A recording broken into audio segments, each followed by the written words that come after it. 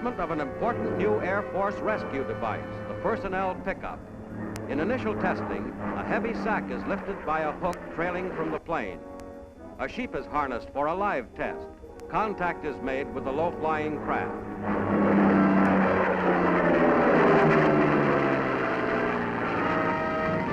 Success in this experiment. A little bewildered, the sheep is nevertheless safe and sound. Such tests continued for months.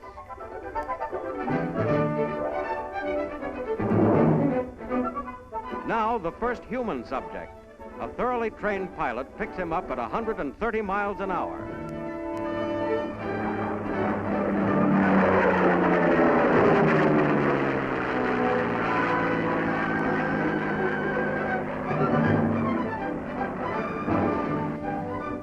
The same action in slow motion.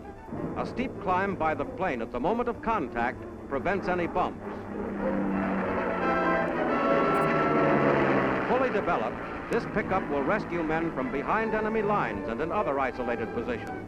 Necessary ground equipment can be dropped by parachute. The sturdy nylon rope, drawn by electric winch, hoists the man into the plane in 3 minutes.